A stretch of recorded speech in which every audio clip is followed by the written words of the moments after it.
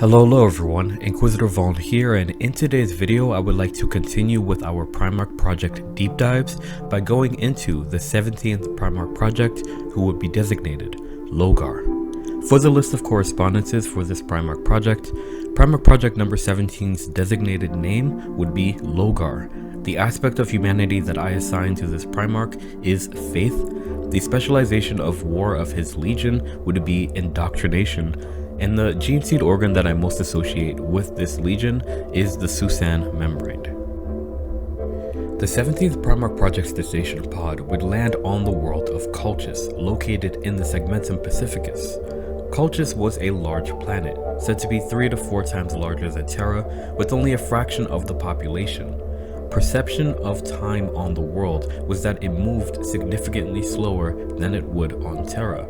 A day on Cultus took a Terran week, a week took a Terran month, and the planet took 5 years to journey around its powerful star. So different was this pace of time that the peoples of Cultus divided their days, meaning their weeks, into 7 sub-days that would be named Dawnaway, Morn Day, Long Noon, Post Noon, Dusk Eve, Cold Fall, and High Night. Time was further divided into segments called Wake Rise, Wake Main, and Rest Eve, in an attempt to match the standard time of Cultus to that of a standard day on Terra.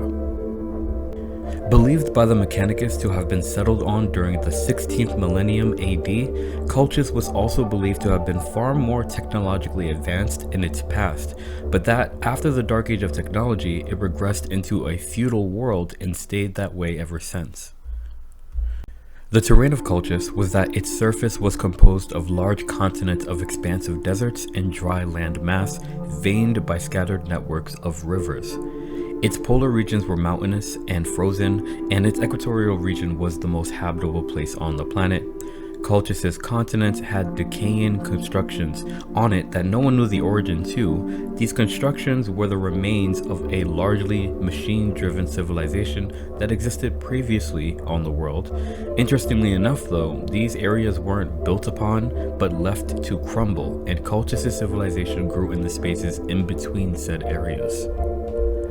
More evidence that the world had been advanced at a time was the ship debris around the world that was orbitally locked to it. Despite this debris, there was no evidence that Cultus itself had any orbital defense platforms or refueling stations like most colonized worlds did during the Dark Age of technology. This made Cultus an enigmatic world, possibly low in valuable resources, possibly with a greater past than was known by its later inhabitants. Regardless of this past, the people of the world seemed not to dwell into those mysteries, but committed to living an existence not extensively defined by technology. At its height, Cultus had millions of humans on its surface. The civilization that existed on Cultus was mostly peaceful, but by condition. During the Age of Strife, a group of priests who made an upper class of sorts on the world called themselves the Covenant. The Covenant would preach about a figure who would come to the world and deliver the world from the darkness that they had descended into in the previous age. And because of these dogmatic teachings, the population of Cultus lived according to a strict, harsh religious observance of the Covenant's teachings.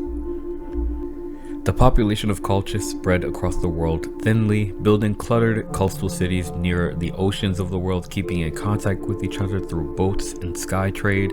Being that Cultus was naturally a mostly dry world, these coastal cities had the most resources. However, those settlements closer inland were often inhabited by those who were called the rejected, those deemed not worthy enough to live in the city-states, and those said to be forsaken by the great powers. These people were often enslaved and placed in servitude to those better off. The capital city of Cultus was considered the holy city, called Veridesh, and it was also called the City of Grey Flowers. Here there existed irrigated farmland, sustenance, and a demonstration of humanity's mastery over the world. It was also from the holy city of Veridash that the priesthood of the Covenant, led by figures called king priests, ruled over the Cultus population. To speak more about the religious practices of the cultist population, the Covenant led the people in a polytheistic faith referred to as the Old Faith, which they professed was universal in almost all human cultures. This faith involved the reverence for the old gods, also called the Great Powers, and specific reverence was given toward 4 prophets or messengers, whose names were Nagal, Cain, Slanat, and Tizen, who embarked upon a journey to discover the abode of the gods. This abode was called the Empyrean by those on Colchis, and it was the equivalent of heaven to the Covenant and its followers. This journey into the Empyrean, this ascension into the heavens, was called the pilgrimage. The pilgrimage was an important aspect of the old faith on Colchis. As said before, the king priests of the Covenant preached that a figure would come to them and deliver them from the darkness they experienced during the Age of Strife. Whether or not they actually would have the ability to see the future is unknown. What is known is that the 17th Primarch Project gestation pod would land on Colchis and would seemingly fulfill that vision, though not in the way that they would expect. Primarch Project number 17's gestation pod would crash onto the surface of Colchis in the deserts of the world. One of the nomadic tribes of the declined people found the shattered vessel. The leader of the tribe, who was called Fan Morgal, took the Primarch Project into his care, naming him Logar, which meant raincaller in the language of Colchis. It is said that 17 local days later, meaning 17 weeks later, meaning over 4 months later, Fan Morgal's tribe and another group encountered each other. The second group was the caravan of a figure called Corferon. Corferon was an exiled priest of the Covenant. He and Logar would spend time together, and Corferon would see the spark of greatness, the blessings of the Great Powers in the Primarch Project. According to available accounts, Corferon would convince the young Primarch Project to become his disciple in the ways of the Covenant. Logar would agree. Following this, Corferon and his caravan would slaughter Fan Morgal's tribe in order to hide Logar's true origin as being from another place other than Colchis, and would take Logar under his tutorship. Corferon would go on to teach the principles of the Old Faith to Logar, as well as the traditions of the Covenant. Logar studied this information voraciously, naturally inquisitive. Corferon would physically and emotionally abuse Logar, beating him and degrading him in order to shape him and his personality into the form that he wanted the Primarch to have, and so Logar would develop emotional attachments and dependent on Ferron. However, despite this abusive treatment, Logar would come to look up to Corferon and learn his teachings well, becoming a powerful orator. In his studies of theology, Logar would develop a faith in a being called the One, a singular deity that held the other deities within his being. This belief arose after Logar began having strong, clear visions of an immensely powerful figure in bronze armor coming to Colchis, accompanied by a one-eyed figure. This was a completely new belief to the world. The kind of belief system that Logar was developing was essentially monotheism, the worship of one god on a planet of polytheism. Initially, Corferon would subject Logar to even more physical and mental abuse when Logar expressed these views in an attempt to shape the Primarch toward his own ideals, but that would change later on. If you're wondering why Corferon was so abusive, it's part of the reason why he was kicked out of the Covenant. He kept suggesting more aggressive and forceful means of conversion into the Old Faith, and the rest of the Covenant preferred a more delicate approach. Since his exile, Corferon planned to get back at the Covenant, and Logar was going to be part of that happening. After all, he seemingly fulfilled the prophecy of the Covenant that a figure would arrive to Colchis and deliver them from darkness. Corferon aimed to use Logar to his advantage. After an incident where Corferon was almost murdered by the members of his own caravan, the treatment of Logar changed. Ferron had demanded that they beat Logar for something or another, and they had gotten tired of seeing Logar abused, and so they were about to kill Corferon, but it was Logar who stopped them from doing so. Being saved from death by the Primarch, Corpharon would begin to treat Logar with more kindness and respect. Following this, Logar would preach his specific brand of the Covenant's faith, centered around the being known as the One, to those in the deserts of Colchis, forming a group called the Godsworn. Corpharon would title Logar the Bearer of the Word, and they would travel across Colchis, freeing the slaves they came across, indoctrinating them into the path of the Godsworn. Word had spread of Logar's preaching, and he was condemned as a heretic against the old ways. People were sent to arrest Logar, but were unsuccessful in doing so, with him being a Primarch and all. Soon, Logar had amassed an army of freed slaves, and they made their way to the capital city of Veridesh. At the gates of the holy city, Logar made such a powerful speech that it made the lesser priests of the Covenant completely switch sides. They opened the gate to Logar and presented the murdered bodies of the high priests of the order as a form of surrender. Though Logar and the Godsworn had captured Veridesh, there were still those loyal to the Covenant and the old ways, both in the city and across Colchis. So Logar and the Godsworn traveled from city to city, converting the people to the faith in the One. People had to choose a side, and many still chose the old ways. So the campaign quickly became a war that lasted 6 years, called the Schism Wars.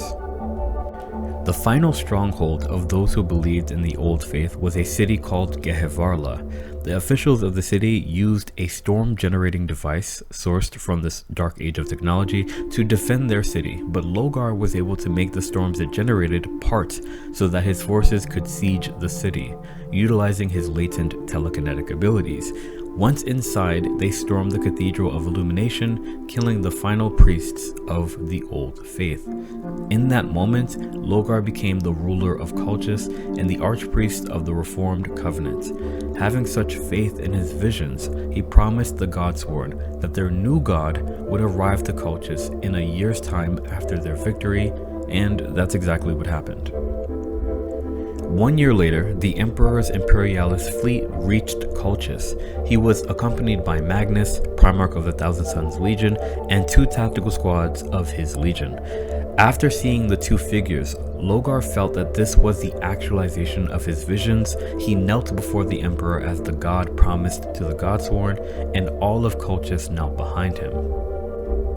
What followed was a nearly planet-wide festival celebrating the arrival of the new god. When informed about the crusade and his goal to unite humanity across the stars, Logar enthusiastically accepted his role in it, swearing loyalty to the Emperor and wanting to spread the word of the God Emperor. Upon hearing this perspective, the Emperor would state firmly that the Great Crusade was a rationalistic, secular goal that forbade the practice of religious faith. Logar would act like he understood this, but in reality he would only reinterpret what the Emperor said to feed his own faith.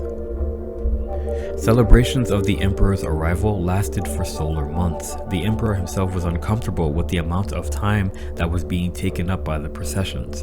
Eventually, they would end, and at their conclusion, Logar was given leadership of the Astartes Legion made from his gene seed, which had been called the Imperial Heralds. Logar chose the strongest warrior monks to be inducted into the Legion, and even Corpharon would join the Primarch's Legion.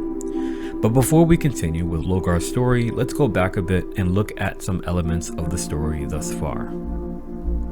First, let's talk about the names of Logar. As we said earlier, his name means raincaller in the language of Colchis, but outside of the 40k narrative, Logar is also the name of an area in Afghanistan called the Logar province. I doubt that there is much correspondence between Logar the Primarch and Logar the province. However, descriptions of Colchis as a planet match a lot of the terrain of Afghanistan and generally the Middle East. Another interesting thing about the Logar province was that many interesting sites were found there in its ancient past, including a fire temple dedicated to the Zoroastrianism religious faith, which is one of the first monotheistic religions. On the same wavelength, Colchis was also the name of a real place located next to Iberia. According to available information, Logar's full title would be Logar Aurelian. There is no in-lore source for the name Aurelian, but the real-world meaning of the word originates from the Latin which in the case of the setting, High Gothic, word Aurelius, which means golden. Often, Logar was described as being golden-skinned. There has been much debate about whether or not his skin was actually golden. The general consensus is that, similar to Magnus's title of Magnus the Red, Logar's name was really indicative of a feature of himself rather than the actual truth. In the case of Logar, he was referred to as golden-skinned because of the Colchissian runes that were tattooed on his skin. The practice of tattooing Colchissian runes was something that seemed to be common practice for the priest caste of the world. Even Corferon had rune tattoos all over his body. But only Logar's were golden, and the runes were expressions of his faith in the old ways. Another name that was given to Logar was the Urizen, which meant the wisest of the wise in the language of Colchis. It can be reasonably assumed that Aurelian and Urizen were both titles gained as Lord of Colchis. However, outside of the Warhammer 40k universe, the name Urizen is sourced from the writings of the author William Blake. It was the name of a character that embodied conventional reason and law. Urizen, in his writings, would eventually become a satanic-like character, and that definitely aligns with the story of Logar. Something that we have to get out of the way at this time is that the old faith practiced on Colchis was in fact the worship of the Chaos Gods. Those messengers or prophet figures of the faith that I mentioned earlier were all names of the Chaos Gods. Nagal is Nurgle, Cain is Khorne, Slanat is Slanesh, and Tizen is Tzeentch.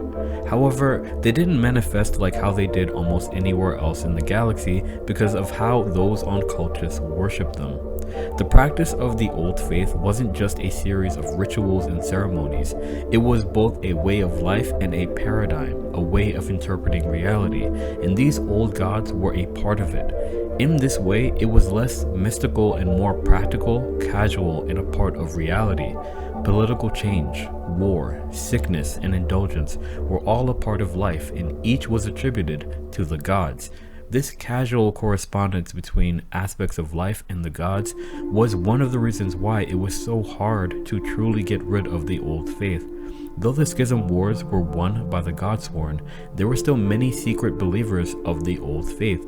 Even Corferon would tell Logar that he still believes in the old gods, but also believed that the One encompassed all of them. On Colchis, the gods of chaos weren't seen as evil beings. They were regarded as any ancient culture in the real world regarded their gods. The chaos gods were a pantheon like the Greek gods, or the Egyptian gods, or the Norse gods. They were worshipped and seen as primarily benevolent. They were prayed to and thanked, and they had festivals honoring them. This affected how it manifested to them. Due to how willingly and honestly the people of Colchis worshipped the chaos gods, Colchis wasn't corrupted, and neither were their people there. If we look at how real-world belief systems look at those that came before them, we can see how understanding changes perception and how perception changes reality. As the common belief shifted from forms of polytheism, which is the worship of many gods, to monotheism, which is the worship of one god, previous deities would either become saints or demons. Pagan festivals would become monotheistic ones. Religious iconography would be reinterpreted to fit the existing paradigm. On Colchis, the chaos gods weren't evil, and so, to them, they were not evil. Almost everywhere else in the galaxy of the 40k universe, the worship of the chaos gods was the result of social decline and human regression back to barbarism. Therefore, only the dark aspects of the chaos gods were exalted and worshipped. On another world, Khorne was the god of blood and skulls, but on Colchis, Khorne was the god of martial prowess and honor. On another world, Slanesh was the god of indulgence and depravity. On Colchis, Slanesh was the god of pleasure, beauty, and the arts. On another world, Nurgle was the god of sickness and decay. On Colchis, Nurgle was the god of life, death, sickness, and health. Lastly, on another world, Tzeentch was the god of change, deception, and trickery, but on Colchis, Tzeentch was the god of fate, chance, and time. This is why, even though those on Colchis worshipped the chaos gods, the world itself wasn't a hellhole. If I could make one more correspondence to Cultus, it would be to Dante's Inferno. In Dante's Inferno, the main character Dante descends into hell with his guide, Virgil. In the story, or poem, hell is divided into circles, or rings, with each ring being deeper and darker than the previous, as each ring represented a sin. The deeper you went, the worse the sin, and the worse the torture of those who were there. As Dante begins to descend, he visits the first ring of hell, which is described as a castle surrounded by a primordial forest. There are people in the castle, men, women, and children, living normally as they would if they were alive. Dante discovers that this first ring of hell is called Limbo. The only sin of the people there was that they lived and died before the arrival of the Christian faith and of monotheism. The people there were all pagans and unbaptized children. Though it was the least torturous rings of hell, their only punishment was that they could never ascend to heaven and meet God. Cultus was like Limbo. The people's only sin was that they did not know sin. They did not know that they were wrong. They could not. Therefore, though they were in a kind of hell, it was not a hell of agony, only a hell of ignorance. Another aspect of Logar's story that we should talk about is his vision of the emperor coming to Cultus. It's stated in multiple sources that Logar saw a figure in bronze armor that he would identify as the emperor and a cyclopean figure in blue robes. When the emperor arrives, he arrives not in bronze armor, but in gold armor. And he arrives with Magnus the Red, who isn't said to have been in a blue robe, but he did have one eye. So why did Logar see them in the way that he did in his visions? My theory is that he was seeing something of their true forms. In regards to the emperor, the first suit of armor that the emperor ever wore would have likely been bronze, being that the emperor was born in the 8th millennium, I believe it is, and the era following that would be the Bronze Era, where people started using bronze to create tools and armor. So it might have been like him seeing the emperor's first suit of armor. And as far as the blue robes of Magnus and his vision, they likely gave away that Magnus's allegiance was to Tzeentch. Logar parting the storms generated by the dark age of technology at the siege of the Cathedral of Illumination was almost definitely a reference to Moses parting the Red Sea. Logar's writing the Book of Logar was also a direct reference to the creation of a holy book, a practice that for the most part emerged with monotheism and the worship of one God, as most other forms of polytheism were oral traditions passed down through story. There are generally a lot of religious themes present in Logar's story. The legion that had been created using Logar's gene seed would be the 17th Legion. Created in the latter years of the Unification Wars, the Legion's recruits did not come from one specific area or region of Terra, but were instead collectively recruited due to their beginnings. Similar to the Ultramarines Legion, the 17th Legion recruits were taken as the sons of destroyed enemies. However, unlike the Ultramarines, the themes of guilt, remorse, and redemption were emphasized in their indoctrination. From the beginning, they were told that they were the sons of the enemies that had been destroyed in order to rebuild the future that the Emperor demanded. This future would be one without the rampant mysticism and sorcery that had ruled the time before it, and they, as a legion, would be the reinforcers of this new paradigm. The new paradigm was given a name, the Imperial Truth. It was secular, rationalist, and rejected any notion of things outside of the realm of reason, science, and human understanding. Even as the Unification Wars were coming to a close, there were still nation-states that resisted the Emperor, and so the 17th Legion would serve as his messengers. The Unification Wars were not only wars of strength, but also wars of ideas, of beliefs, and convictions. They were both equally important to the Imperium of Man that the Emperor was building. The 17th Legion would be called the Imperial Heralds, almost immediately after their creation, their name describing their intended purpose.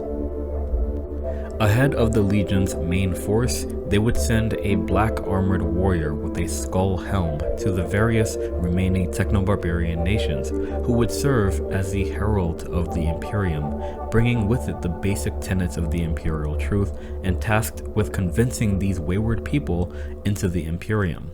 Sometimes, on seeing the skull-faced warrior, the populations would submit in fear. Other times, the herald themselves were killed by the people they were bringing the message to. In the case of the latter situation, what would follow were the rest of the Imperial Heralds, the warriors of the 17th Legion. The Imperial Heralds fought with a sense of zealotry, fanaticism, and righteousness. After the battles they fought, they would destroy any remnants of the beliefs that existed previously, burning libraries, toppling statues and effigies, all to make ways for the Imperium of Man and the Imperial Truth that was what the Emperor delivered. This is how they gained the name the Iconoclasts from the other legions. When Logar and his legion were reunited, it was relatively seamless. The religious conviction of those who would be inducted into the legion from cultists matched the serious dour conviction of the Terran Legion, and Logar would change the name of his legion from the Imperial Heralds to the Word Bearers, after the title that Corferon gave him before the Schism Wars on cultists. Corferon was also inducted into the Legion, however he was too old to receive all the gene seed organs and was therefore never made into an Astartes, but instead an upgraded human given enough modification to wear power armor and fight the wars to come. So here's the thing about Logar. Logar believed in the divinity of the Emperor before ever officially meeting him, and so when he finally met the Emperor, not only was this a confirmation of his vision, but also a confirmation of the Emperor's divinity. The Emperor would state firmly that he was not a god, and that the point of the Great Crusade was to get rid of the old beliefs that kept humanity in darkness. Logar heard this and took it as verification that the Emperor was indeed a god, because only a god would deny his own divinity, right? He also interpreted the purpose of the Great Crusade as a green light to basically continue doing what he had done on cultists across the galaxy, spreading the faith of the Godsworn, the belief in the Emperor as a god. Logar was smart enough to keep his religious belief in the Emperor to himself after meeting the Emperor.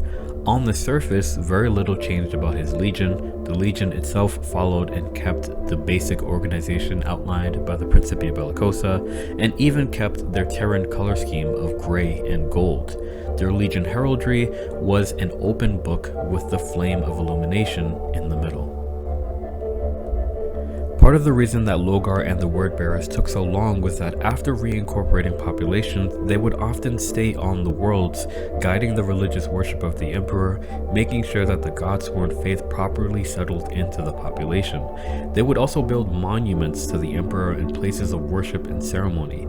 These two things, the slow pace at which the Legion conducted the Great Crusade, and the building of these places of worship, eventually forced the Emperor to look into the workings of the Legion. Needless to say, he did not like what he found at all. Logar was not really a fighter. Logar was not a warrior, he was a destroyer of the old and a converter to the new. He was an orator, a priest, a faithful man who believed that religion was the highest form of human expression and the human ideal. While other legions fought to destroy Xenos enemies and liberate humanity across the stars from oppression, Logar almost exclusively focused on converting humanity, of forcing them into submission and converting them to the faith in the Emperor. This was actually the specialization of war that his legion would master: the holy war, the religious war, the war of conversion and indoctrination.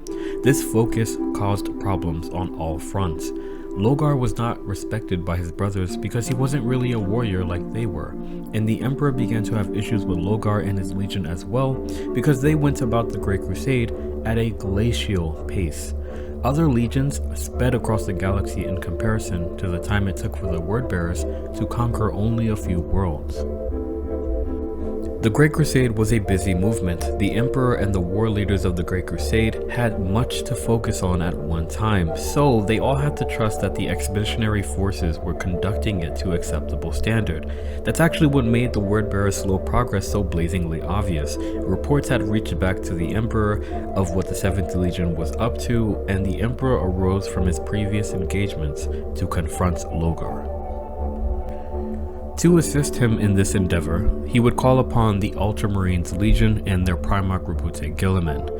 While it is specifically unknown why the Ultramarines were chosen, theories state that it was due to the example of the Legion that it set as the ideal for what the Great Crusade was intended to achieve. Being that in our Primarch video for Robute Guilliman we say that the Ultramarines Legion's specialization of war was imperialism, choosing Robute was to show Logar that the goal of the Imperium was closer to what the Ultramarines did instead to what the Wordbearers did. Basically, it was a way of chastising the Wordbearers.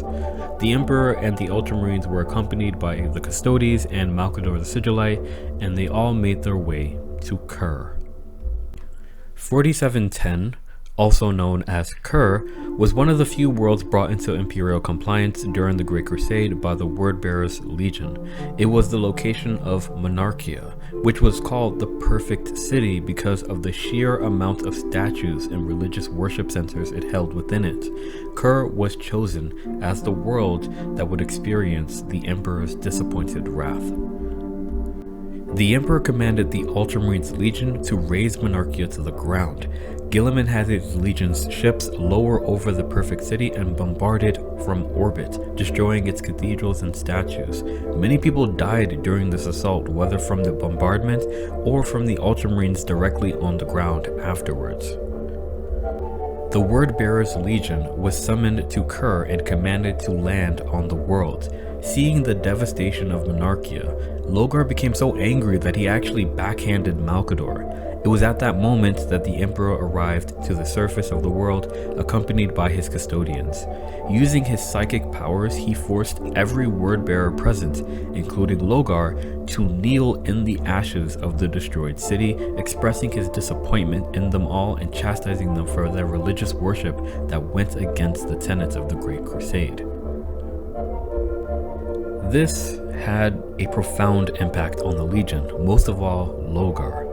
After experiencing this, he realized that his worship of the Emperor was misdirected. The Emperor was not a god. Logar experienced what some people would call a dark night of the soul, a crisis of faith. It was almost as if his psyche could not handle it. He needed something to believe in, something to have faith in, since he could no longer have it in the Emperor.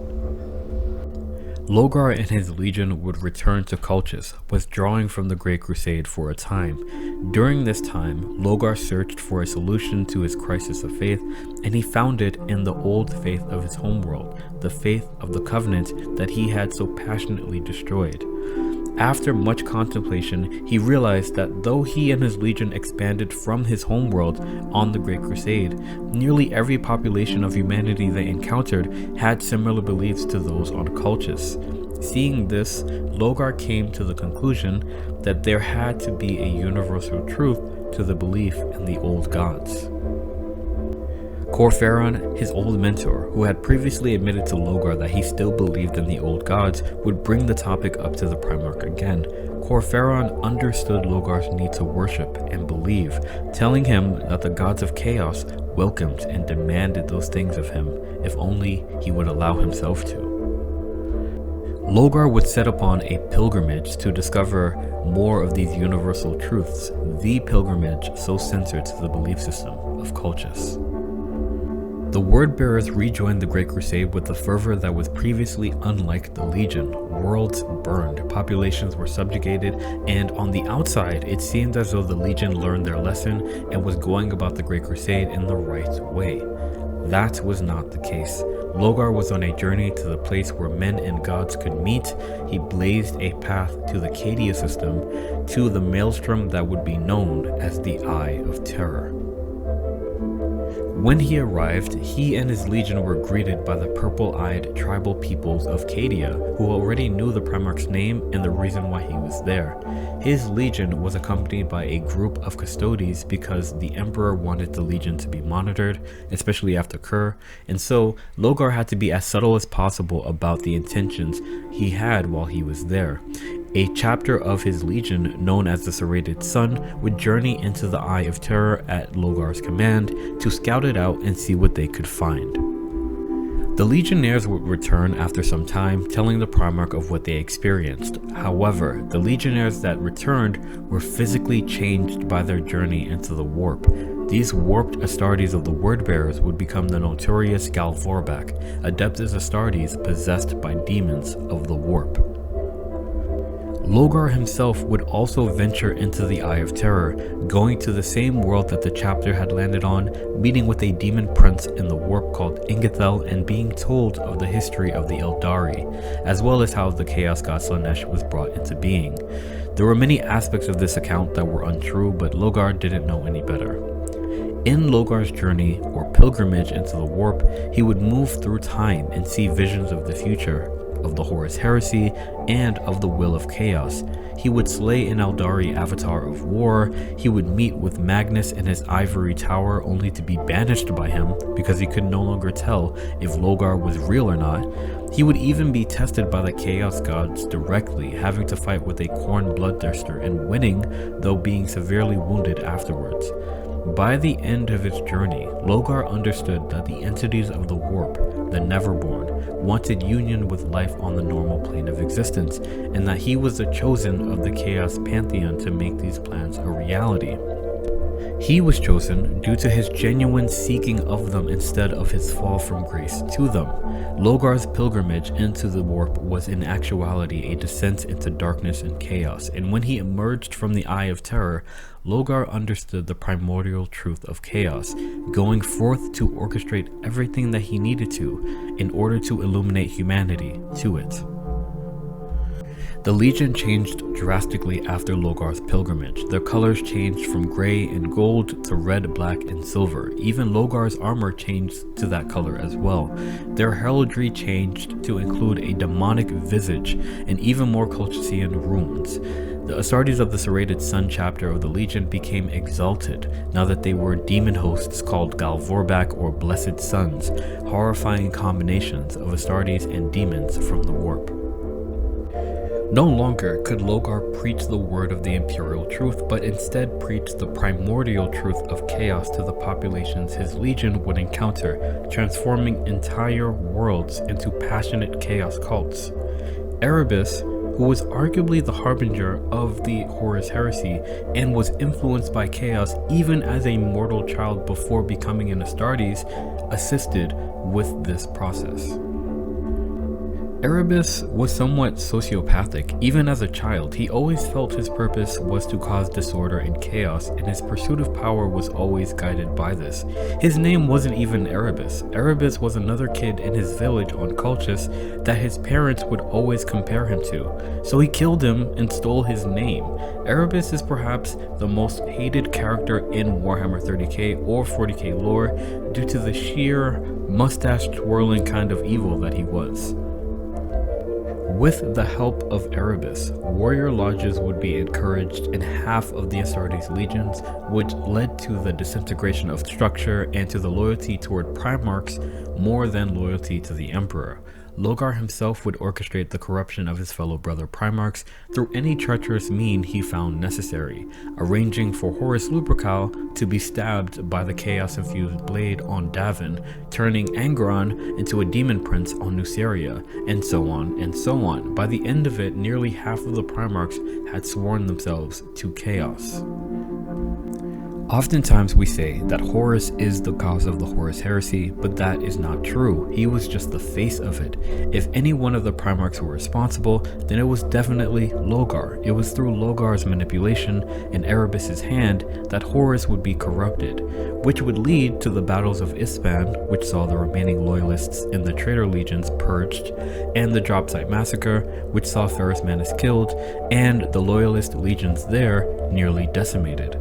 The 17th Primarch would also get vengeance for Monarchia by orchestrating the battle at Calth, summoning the Ruin Storm and having Rabute Guilliman nearly killed by being shot by a squad of Alpha Legionnaires at point-blank range.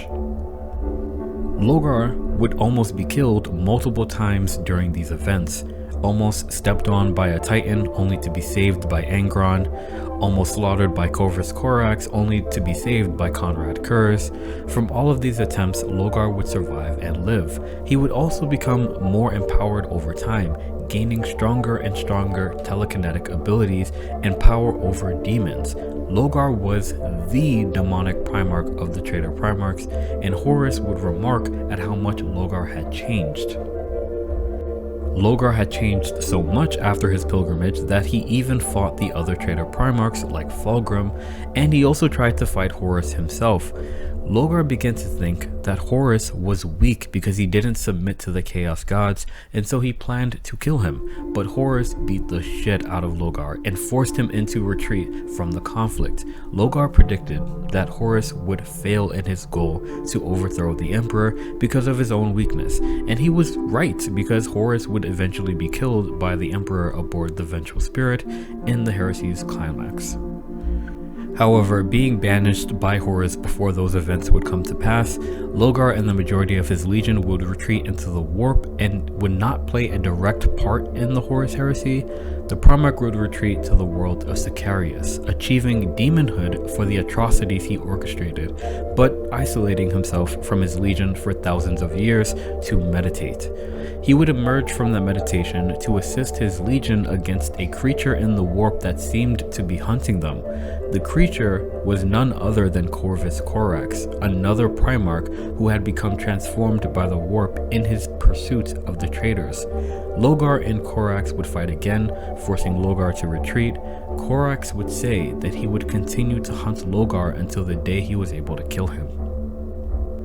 Since this, it said that Logar has finished his 1,000-year meditation and has returned to the material galaxy, leading his legion across the galaxy, preaching the primordial truth and creating even more chaos cults throughout the Imperium of Man. The aspect of humanity that I assign to the 17th Primarch is faith. Faith is to believe in something without actually knowing it. It is certainty without evidence. It is complete trust in something or someone without real reason. Though it is often attributed to religion, faith can apply to people, events, ideas, places, etc. In Logar's case, it was faith in the divine. Faith as an aspect of humanity has been a consistent aspect of humanity for as long as we can remember, for as far back as we can uncover. Tied heavily to belief, faith in the divine or otherworldly has transformed in many ways throughout the span of history, from animism and totemism to polytheism and monotheism and pantheism. It seems that humanity has the impulse to believe not only in something greater than itself, but that it is connected to that thing, the spiritual and the divine. Real-world history is an example of what conflicting faith can lead to, as people can believe so strongly in something that they are willing to kill and die for it. In the Warhammer 40k universe, the same is true. It is not known if any universal spiritual belief system existed during the Dark Age of technology, and perhaps the only evidence of an established belief could be found in the lore for the perpetual character, alias person, who believed in the Catholic religion. The Catholic religion was the far future offshoot of the Roman Catholic religion that persisted well into the 31st millennium. However, generally, the Dark Age of technology was seen more as a time of reason and progress. The end of the Dark Age of technology and the beginning of the Age of Strife was characterized by the fall of reason and the resurgence of faith in the divine and spiritual. Many techno-barbarian nation-states across Terra were ruled by psychers and sorcerers who preached belief in the denizens of the warp as gods. This was actually among the first aspects of the world that the Emperor sought to destroy, the rampant belief in the spiritual, the occult, a world of faith. It wasn't that he was getting rid of the world of belief, but that he wanted to rid the world of faith. His solution to religious faith and theism was instead secular humanism, the belief in the ability of the human faculty, reason, science, and ability. This perspective of the world would be outlined in a new paradigm called the Imperial Truth, and it was the first tool to be used in the Unification Wars. Every legion had its purpose, and the 17th Legion's purpose was to make room for the Imperial Truth by destroying all remnants of the belief that existed before. Though on the surface it seemed like a war against faith, it was actually a war of faith for the 17th. The Imperial Truth was a new paradigm, one that did not truly exist yet, and so for the 17th Legion, they were fighting because they had faith in the Imperial Truth. They believed in it. They could not help it. Faith was an instinct to them, especially with their Primarch's gene seed. It is why it was so easy for the Terran Legion to adapt to the ways of cultists. Deep down inside, they were already religious, just toward the Crusade and the Imperial Truth. Logar's impulse toward faith was so strong that even when chastised by the Emperor, he resorted to believing in chaos, and this is what led the galaxy-spanning conflict of the Horus Heresy. So I think it's reasonable to say that Logar as a Primarch project embodied the aspect of faith. It's interesting how the Emperor thought that lying to humanity about the warp and the gods of chaos wouldn't backfire in some monumental way. He could have accepted the worship of humanity since the beginning and used it to his advantage. I get that he didn't want to be like the tyrants of old. Likewise, he could have accepted the worship of Logar and the spread of the Godsworn religion. However, in the lore for Logar, we find out what chaos refers to the Emperor as.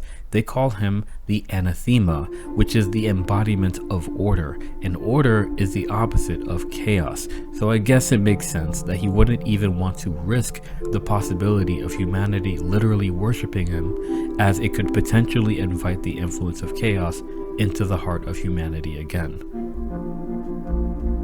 I do have to say though, that using his psychic powers to force an entire legion to kneel before him was a strange way of trying to convince Logar that he wasn't a god. Now, in my video for Rogel Dorn, I stated that the opposite of the Imperial Fists in their Primarch were the Word Bearers in their Primarch. Allow me to further elaborate on that. Both legions would be named after the Imperium almost immediately after their creation, with the 7th Legion becoming the Imperial Fists and the 17th Legion becoming the Imperial Heralds. Both legions have the theme of holy war about them. While the themes of the 7th Legion are meant to be secular, many of them allude to religious themes, with the 7th Legion being referred to repeatedly as Crusaders in their lore, with Rogel Dorn's personal heraldry being the Maltese Cross, and the specialist squads of the 7th Legion being called things like Templars. In the video for Rogel Dorn, the themes of Rome are evident, especially with the aesthetics of Rogel Dorn. His gold armor, his red cape, the right-facing eagle emulating the Roman legion. But if you look carefully at what the legion would become, there were also themes of the Holy Roman Empire as well. The story of the Imperial Heralds, especially of Logar and his time on Colchis, very directly referenced to holy war in the battle between polytheism and monotheism, the latter being what Logar brought to the world. Both legions would be known to build monuments dedicated to the Imperium, though the 7th Legion would build fortresses and the 17th would build cathedrals. Both legions persecuted the Great Crusade with zeal and fanaticism, but where the 7th Legion was guided by reason, the 17th was guided by faith. However, where the 7th Legion would focus on the Great Crusade to claim territory and unite humanity, the 17th would focus on the Imperial Truth. Where the 7th Legion would conquer and move on, the 17th Legion would dwell. Where the 7th Legion would remain loyal, the 17th would become heretical traitors. There's even lore that Rogel Dorn and the Imperial Fists were useful against demonic incursions simply because they were so disciplined, focused, and rooted in the Imperial Truth that the warp did not have an effect on them like it did other legions. However, the Word Bearers were so faithful to the idea of the divine that it was almost too easy that they would become subject to demonic possession and cooperation with warp entities.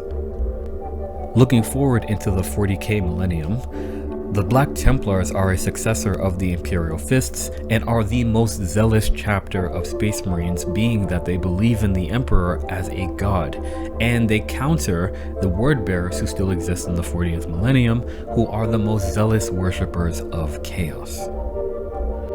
Last but not least, the gene seed organ that I most associate with Logar and the Word Bearers is the Susan membrane.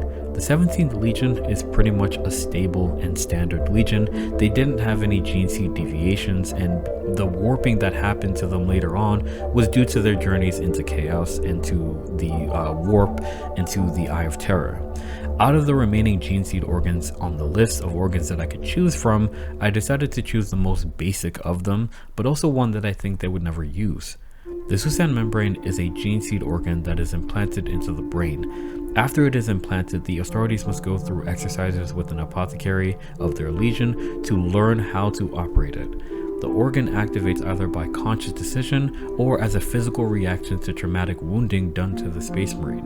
When activated, this organ can put a Space Marine in a state of suspended animation, in which his body shuts down until it is in an environment where it could properly heal. Reanimating a Space Marine who has activated the Susan membrane can take solar days to do, but this organ can potentially preserve a Space Marine's life. The thing is, unless the training happens with an apothecary, this organ is pretty much useless. And while I can make very weak correspondences between the reaction of a Space Marine's body to traumatic wounding in which it goes into an unconscious state, and compare that to the traumatic experience of Kerr that Logar and the Legion experienced, which kind of drew them into an unconscious or subconscious space where they just desperately wanted to believe in something.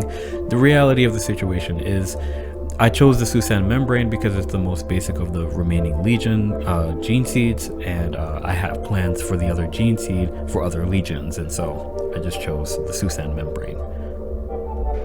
And that was my deep dive into the 17th Primarch project, who would be designated Logar Aurelian. I hope you all enjoyed. If you did, please like and subscribe and explore the rest of the content. Without anything else to say, Inquisitor Vaughn out. The Emperor protects and the future is successor.